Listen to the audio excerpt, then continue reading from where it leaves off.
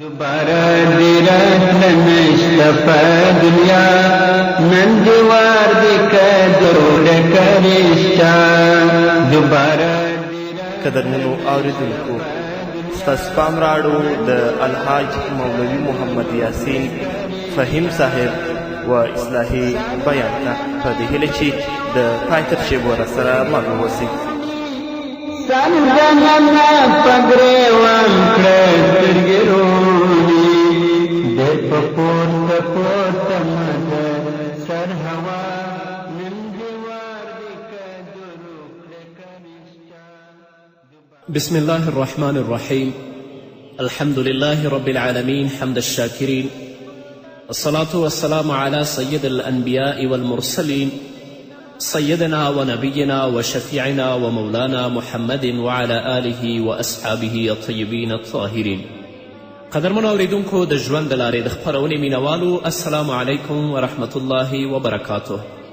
ستاسو روغتیا او خوشحالي د پاک رب نه غواړم په دې هیله چې د صحت او عافیت جامې په تن ولرئ او خوشحالي مو په برخه وي. دا دی زه محمد یاسین فهیم د ژوند د لارې د خپرونې په وړاندې کولو کې ستاسو په خدمت کې یم. زموږ د نننۍ خپرونې موضوع د لیلة القدر فضیلت او د هغې خصوصیات. قدرمنو اوریدونکو د روژې په مبارکه میاشت کې په آخري لسیزه کې داسې یوه شپه ده چې هغه الله رب العزت د زر میاشتو نه غوره او بهتره ګرځولې. نو که په دې شپه باندې زموږ یو مسلمانه مور همدارنګه یو مسلمانه خور یا زموږ یو مسلمان رور پاڅېږي د الله رب العزت په عبادت او د الله په طاعت باندې ځان مشغوله کړي، الله رب العزت به دې ته د زر میاشتو عبادت نه ډېر اجر و ثواب ورکوي. د الله رب العزت په کلام کې د لیلة القدر 3 خصوصیات بیان شوي دي. اول خصوصیت د دې شپې دا دی چې الله رب العزت په دې برکتناکه شپه کې قرآن نازل کړی دی. لکه چې الله فرمایي انا انزلناه فی لیلة القدر، بېشکه موږ نازل کړی دی د قرآن په شپه د قدر کې. په دې باندې باید پوه شو چې د قرآن کریم نزول 2 ځلې شوی. یو ځل نزول د قرآن د لوح محفوظ نه تر اسمان د دنیا پورې دا دفعتن شوی دی او دا د قدر په شپه شوی دی چې دې ته په عربي کې انزال وایي. په 2یم ځل باندې د قرآن کریم نزول د سماع دنیا نه په واسطه د جبرائیل علیه السلام په محمد رسول الله صلی الله علیه وسلم باندې د 23 کالو په موده کې شوی چې دې ته په عربي کې تنزیل وایي. نو به هر حال قدرمنو اوریدونکو د قرآن کریم نزول دفعتن هغه د قدر په شپه کې شوی دی. نو په دې برکتناکه شپه کې د قرآن کریم په شان عظیم شان کتاب نازل شو او قرآن داسې برکتناک کتاب دی چې د چا قرآن سره څومره هم تعلق وي په کوم اعتبار سره چې هم وي د هغه مقام او شان به الله اوچتوي او الله رب العزت به هغه ته یو ځانګړی امتیاز او خصوصیت ورکوي. قرآن چې په کومه میاشت کې نازل شوی دی د هغې میاشتې مقام الله رب العزت د کال په 11 میاشتو باندې اوچت کړی دی. شهر رمضان الذي انزل فيه القرآن، الله وایي د رمضان میاشت هغه میاشت ده چې په دې کې قرآن نازل شوی دی. رسول الله وایي سید الشهور شهر رمضان، قرآن چې په کومه شپه کې نازل شو د هغې شپې مقام الله رب العزت د کال د ټولو شپو نه افضل او غوره که چې هغه د قدر شپه ده.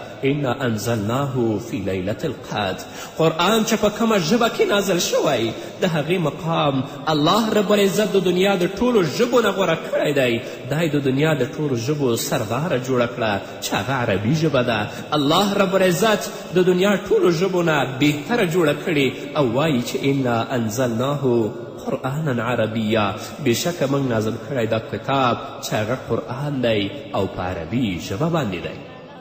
همدارنګه چې قرآن په کومه ځمکه نازل شوی چې هغه د مکې او مدینې ځمکه ده د هغې مقام الله رب العزت د ټولو ځمکو نه اوچت کړی. قرآن چې په کومه زمانه کې نازل شوی هغه زمانه او هغه وخت د ټولو زمانونو نه غوره او بهتره ده. هغه دور د ټولو دورونو نه بهتر دی، لکه چې رسول الله فرمایي خیر القرون قرنی ثم الذین یلونهم ثم الذین یلونهم. قرآن چې کومې فرشتې راوړی دی د هغې فرشتې مرتبه او شان د ټولو فرشتو نه اوچته ده او هغه د ټولو فرشتو سرداره ده، لکه چې الله وایي نزل به روح الامین. قرآن چې په کوم پیغمبر باندې نازل شو د دې پیغمبر الله تعالی د ټولو کائناتو نه اوچت کړی. قرآن چې په کوم امت باندې نازل شو هغې ته د خیر الامم خطاب شوی دی. الله پاک دا امت د ټولو تیر شو امتونو نه بهتر جوړ کړی، لکه چې فرمایي کنتم خیر امت اخرجت للناس تأمرون بالمعروف وتنهون عن المنکر وتؤمنون بالله. قرآن چې کوم کس په خپلو سینو کې محفوظ که د دغه حافظ قرآن مقام الله پاک اوچت کړی. رسول الله فرمایي یقال لصاحب القرآن اقرأ وارتقي ورتل كما كنت ترتل في الدنيا فإن منزلتك عند آخر آية تقرأها. نو جنت ته د داخلېدو په وخت به حافظ د قرآن ته وویل شي ته د الحمدو نه قرآن شروع کړه او قرآن لوله او د جنت په منزلونو باندې خیجه. ټول سرمایهداران، ټول پادشاهان، ټول وزیران او ټول هغه کسان چې هغو د الله د اوامرو نه سرکشي کړې ده هغه به په تعجب سره ګوري. چاته به دا عزت الله نه ورکوي، دا عزت به الله رب العزت هغه کسانو ته ورکوي چې هغو خپل ژوند په مسکنت او په فقر کې تیر کړی، تل لپاره به په خاورو او په پوزکیو باندې ناست ول، د الله کلام به یادوه.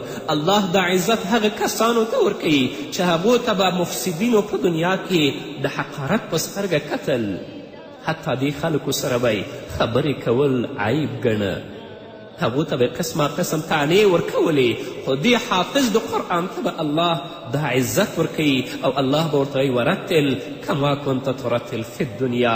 داسې په آرام آرام او په مزه مزه په شوقې وایه لکه څنګه چې تا به قرآن په دنیا کې ویل او کوم ځای چې د قرآن آخري آیت ختم شي هغه به ستا مرتبه وي، هغه به ستا مقام وي. او کوم کس چې په خپلو سینو کې قرآن محفوظ ساتلی وي د هغې مور و پلار ته به داسې تاج اغوستلی شي چې د هغې څرک او د هغې رڼا به د مر رڼا هم نشي کولی. د لسو داسې سړو چې په هغو به جهنم واجب شوی د هغو په حق کې به د حافظ قرآن سفارش او شفاعت قبلولی شي. په دنیا کې چې کم کس د مرګ نه د چا په سفارش او د چا په شفاعت باندې خلاص وي نو دې کس ته به څومره لوی عزت وي. په آخرت کې به د جهنم نه د خلاصولو اعزاز الله رب العزت حافظ د قرآن ته ورکوي، بل چا ته به یې نه ورکوي. قدرمنو اوریدونکو بیا هم افسوس دی په دې خبره چې نن مسلمان قرآن پریښی دی. په دې پوهېدل او په دې باندې عمل کول خو ډیره لرې خبره ده. مسلمان د قرآن لوستل او د قرآن ویل هم پریښي دي، بس قرآن سره صرف یو رسمي تعلق پاتې شوی دی چې هغه یې په ښایسته کپړو کې تړلی وي او په اوچته انوارۍ کې ایښی وي او په هغو باندې خاورې پرتې دي. کله چې یو کس وفات کیږي نو بیا قرآن راواخلي د هغه سر ته کیني سورت یاسین وایي چې الله رب العزت د دې روح په آساني سره وباسي. همدارنګه چې کله دریمه، اومه او څلوېښتمه وي نو قاریان او حافظان راوغواړي د پیسو په مقابل کې په هغو باندې ختم وکړي. د قرآن حق په دې باندې نه ادا کیږي. په قرآن باندې عمل هم وکړئ، د قرآن ختم هم وکړئ، په قرآن باندې عمل وکړئ. همدارنګه قرآن د هغه چا چې روح یې وځي قریب الموت د هغه په سر یې ولولئ. په یو رسمي تعلق د قرآن سره مه ساتئ چې صرف د ختم په وخت کې او د جنازو په وخت کې قرآن یاد وي، بل وخت هم یاد نه وي. همدارنګه چې کله کور جوړ شي نو د قرآن ختم وکړي د برکت لپاره ښه خبره ده، چې کله دکان جوړ شي د قرآن ختم وکړي د برکت لپاره ښه خبره ده. خو بیا په کور کې هلته د هغه نه مخکې هغه د ټولو فحشاو منبع راوړي، هلته یې کښېني، په هغه کې سریال او فلمونه ګوري. همدارنګه په دکان کې نو هغه برکت چیرته پاتې شو؟ آیا قرآن صرف د دې لپاره راغلی و؟ آیا د صحابه کرامو په زمانه کې د محمد رسول الله په زمانه کې قرآن صرف د دې کارونو لپاره استعمالېده؟ دا هم وکئ، په کور کې ختم هم وکئ، په دکان کې هم ختم وکئ، د مړي په سر هم قرآن ولولئ، خو د دې تر څنګ په قرآن باندې عمل هم وکئ. تاسې وګورئ چې په یو لوی کلي کې چې په هغې کې به ډاکټر هم وي، انجینر به پکې هم وي، په هغې کې به ساینسدان هم وي، په هغې کې به سوداګر او تاجر هم وي. خو چې کله په جومات کې د ختم ضرورت وي داسې به څوک نه وي چې هغه راشي ودرېږي او خلکو ته ختم ورکړي. حافظ به هم د بل ځای نه راوستلی شي او همدارنګه فاتح به هم د بل ځای نه راوستلی شي. الله رب العزت دې په موږ باندې رحم وکړي. الله دې موږ ته توفیق د دې راکړي چې قرآن یاد کړو او د دې تر څنګ د الله رب العزت په کلام باندې عمل وکړو. نو د قدر شپه داسې برکتناکه شپه ده. دا لومبی خصوصیت دی چې په دې کې الله رب العزت د قرآن پاک په شان عظیم الشان کتاب نازل کړی دی. او دا داسې خصوصیت دی چې د دې خصوصیت د لیلة القدر عظمت او مرتبه نوره موچته کړه. یعنی د قرآن د رانازلېدلو په واسطه باندې الله رب العزت د قدر شپې ته نور هم عزت ورکړ. نو راشئ دا شپې په موږ او تاسو را روانې دي. الله ته متوجه شو، د الله رب العزت نه د خپل د ګناهونو بخښنه وغواړو او تل لپاره د رب العزت نه د نیکو اعمالو توفیق وغواړو. ځان ته، ټولنې ته، خپل کورنۍ ته، مسلمانانو ته دعا وکړو چې الله رب العزت دوی ته د نیکو اعمالو توفیق ورکړي او د ګناه او د معصیت نه یې په خپل حفظ و امان کې وساتي. او که داسې ژوند زموږ په غفلت باندې تیریږي نو په دنیا کې به هم زموږ لپاره راحت او سکون نه وي. تل لپاره به د دنیا په تلاش کې یو که شپه او ورځ. همدارنګه په آخرت کې به هم بیا موږ سرګردانه یو، د الله په حساب کې به ولاړ یو.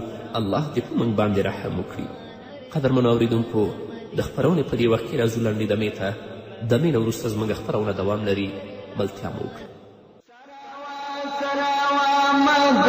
واسمان ته سر هوا سروا مزه واسمان ته ته په اصل کښې له خاورې یې پیدا نن دې وار دې که درو کړه که رښتیا دوباره دې راتله نشته په دنیا نن دې وار دې که درو کړه که رښتیا. دویم خصوصیت د قدر شپې دا دی چې په دې شپه کې عبادت د زرو میاشتو د عبادت نه بهتره او غوره دی. الله رب العزت فرمایي لیلة القدر خیر من الف شهر. د قدر شپه چې ده دا بهتره ده د زرو میاشتو نه. الله داسې نه دی ویلي چې د قدر شپې عبادت دا برابر دی د زرو میاشتو د عبادت سره، بلکې الله دا ویلي دی چې د قدر شپې عبادت دا غوره دی د زرو میاشتو د عبادت نه. زیاتوالی الله تعالی ته معلوم دی چې الله څومره زیاتی نورو هم ورکړی دی. دا د الله رب العزت فضل او دا د الله رب العزت رحم او کرم دی د محمد رسول الله صلی الله علیه وسلم په امت باندې. دا خصوصیت الله رب العزت د رسول الله امت ته ورکړی، بل امت ته چیرته هم نه دی ورکړی. رسول الله صلی الله علیه وسلم د صحابه و کرامو په مجلس کې ناست و او د بني اسرائیلو د عابدینو تذکره یې کوله چې د هغوی عمرونه 200 کاله 250 کاله ول. په دیو کې به هغوی د الله رب العزت طاعت او عبادت کوه. نو صحابه کرام وپسخېدل، ویل یا رسول الله زموږ عمرونه خو 80 او یا تر 80 کلو پورې دي، نو زموږ عبادت به څنګه د هغو عبادت سره برابر شي؟ نو الله رب العزت دا صورت نازل که، ویلې چې لیلة القدر خیر من الف شهر. د قدر شپه چې ده هغه غوره او بهتره ده د زرو میاشتو د عبادت نه. دا په هر مسلمان باندې را روانه ده چې روژه نیسي په آخر لسیزه کې دی د الله رب العزت طاعت او عبادت وکړي، نو الله رب العزت به هغه ته د زرو میاشتو د عبادت اجر و ثواب ورکوي.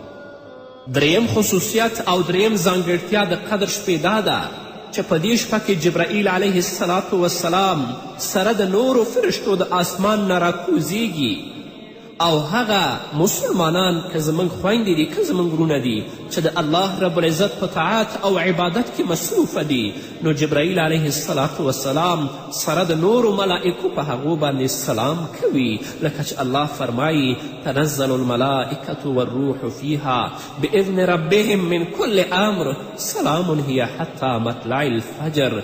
نازلیږي ملائکې سره د جبرائیل علیه السلام د الله رب العزت په امر باندې، نو دوی سلام کوي په هغه چا باندې چې د الله رب العزت په طاعت او عبادت باندې مصروف او مشغوله وي، او دا کار د لمر پرېوتلو نه واخله تر سبا راختلو پورې وي.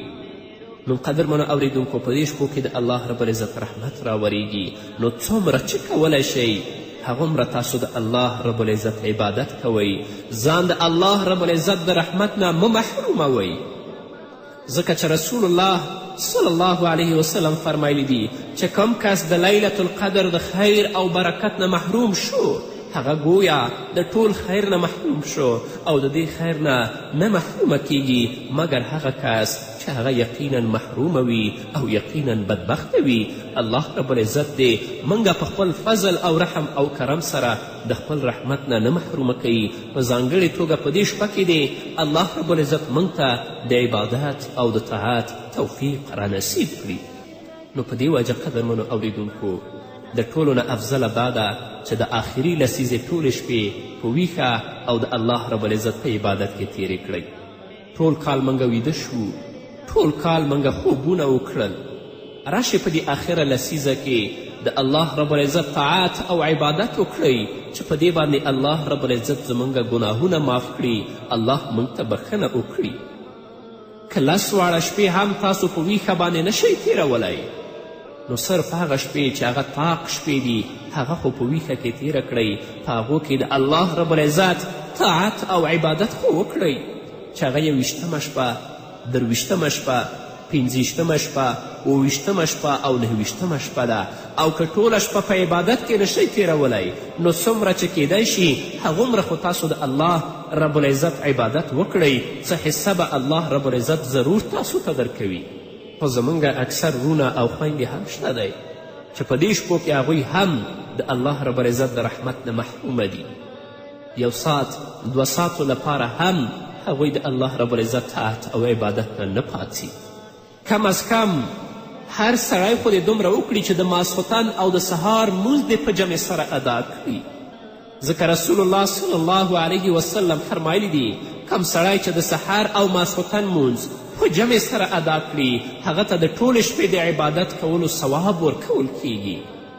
سبحان الله، څومره مهرباني ده د الله رب العزت د محمد رسول الله صلی الله علیه وسلم په امت باندې.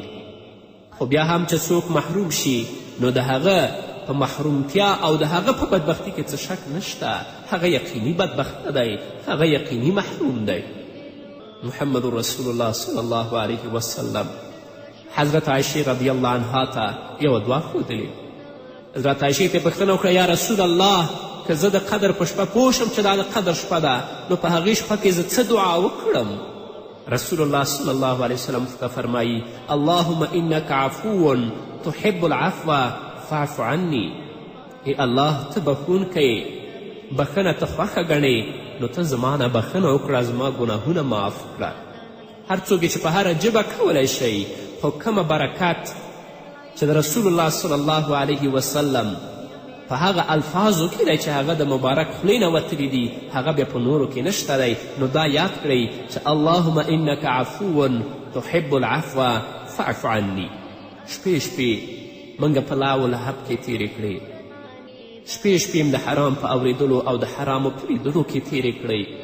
راشئ په دې لسیزه کې الله ته کښېنئ، الله رب العزت نه د خپلو ګناهونو بخښنه وغواړئ، ځان لپاره، د خپل کورنۍ لپاره، خپل اولاد لپاره د الله رب العزت نه بخښنه وغواړئ، او دا توفیق وغواړئ چې الله موږ ته د نیکو اعمالو توفیق په باقي ژوند کې رانصیب کړي، ځکه د دنیا ژوند ډیر محدود دی، ډیر لنډ ژوند دی.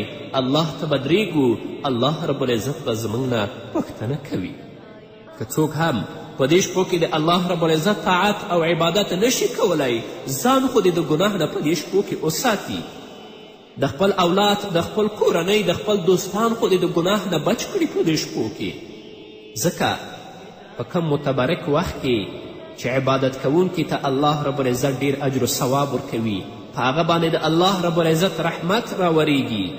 نو همدارنګه په دغه متبرک وخت کې که څوک ګناه کوي او د الله رب العزت نافرمانی کوي، نو په هغه باندې هم د الله رب العزت لعنت د تیز باران په شان وریږي.